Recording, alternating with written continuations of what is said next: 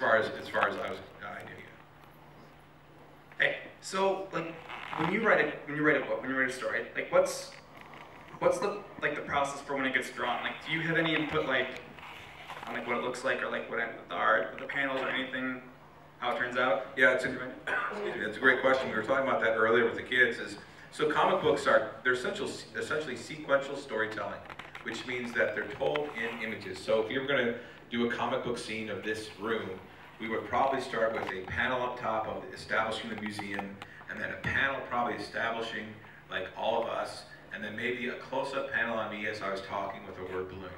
So when you write a script, you have to not only figure out the dialogue and the story, but you have to visually think about it. And think about, in terms of images, how am I going to tell the story as sufficiently as possible, because you don't have as many pages as you want. I never have enough pages, so I always have to cut stuff off. But so you tell them in panels, and you write those panel descriptions, say like long shot, the Arab American Museum, it's a sunny day, and blah, you go on and on. There's a red pickup parked out front, with flat tire, like, you just keep going. Then you cut to the auditorium, it's full, it's this, that, this is the atmosphere.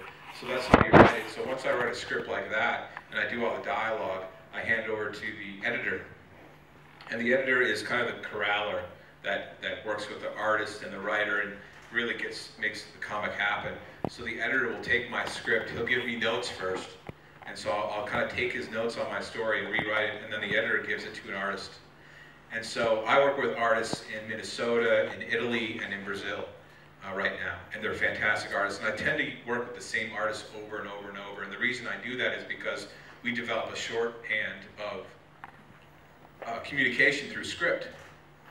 Because I know if the artist is really good at expressions, I can pull back a little bit on the dialogue and let the art just tell the expressions. This person's feeling guilty or excited or whatever.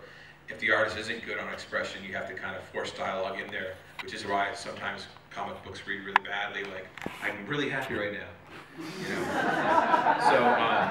So I tend to work with the same artists over and over, but you lay out a script and you kind of see yourself as you're the screenwriter, and this is kind of how I've always been since college. I'm the screenwriter, they're the director, so I might say it's 4 panels, but they might say I need 5 panels. So they might add a panel to tell the storytelling. Hope that answered your question. Yeah. It's really interesting if anybody wants to write comics or think about, because it's hard to think about sequential storytelling and how you tell a story in pictures. There's a look at comics, but also there's a great book called Shot by Shot. And Shot by Shot's a book on directing, film directing, and it just tells you how to break down a scene of 2 people having dinner into images, whether it's an established shot of 2 people and then some close-ups or whatever. Geoff, I just got done reading Green Lantern Zero. It's very good. I'm really interested. Thank you. Go with that. You brought up the issue of diversity earlier on, and when you relaunched the new 52 DC, you actually gave a number of African American characters their titles.